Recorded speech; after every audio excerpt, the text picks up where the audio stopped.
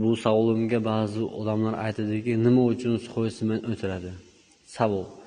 Tagi 7 sm bo'lsa, pletkani tagi haqqi 7 sm rastvor yegan bo'lsa, uni suxoy sement bilan qizil qum bilan suxoyni mana aralashtirib, sementni aralashtirib, suv solmasdan aralashtiradi, to'kadi. To'kkandan keyin kafelni ustidan quyib chiqadimi? Ustidan quyib chiqqandan keyin mana misolga u tomon 4 sm, bu tomon 7 sm. O'sha tirib bo'lgandan keyin bitta ustiga suv sepadi.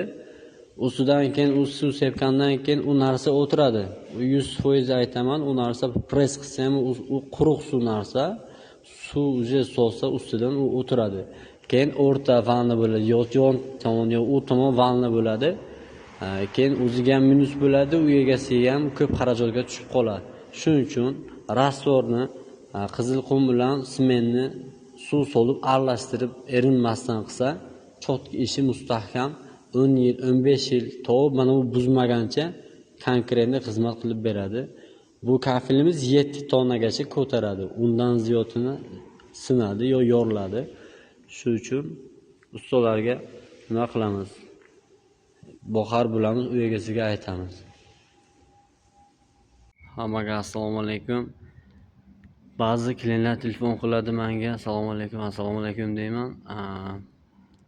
Aytadiki, sokol bor, nech puldan terasiz dedi. Men aytaman, qanaqa sokol? Primoy degan bo'lsa, 150 mingdan teramiz, yo'q, ob'yom katta bo'lsa kelishamiz deymiz. Lekin misolga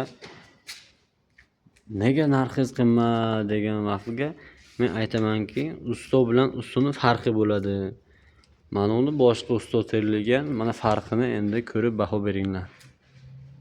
Mana 60 ga 60 kafel. Kusok tepaga 40 cm, ikkita pastga 60 kafel, butun kafel. Kusokni birinchi aybi pastga qilish kerak, kusokni pastga urish kerak. Keyin mana bu yerga 2 cm-lik kusokchani qo'ymaslik kerak. O'zi mana 60 ni pastga qilsa, misolga 60 ni pastga qilsa, 2 cm kusok tepaga bo'ladi, u bilinmay ketadi. Keyin mana bu yerga primoy polni haqqini qo'yish uchun, urinni olish uchun shu kashtisini chiroyli qilib bersa yaxshi. Mana bu yerga zazor qolgan, mana zazor qolgan. Bu nima sababdan? Bu birinchi navbatdan polni haqqini qo'ymagan. Ikkinchi aybi tepadagi kusokni pastga urmagan.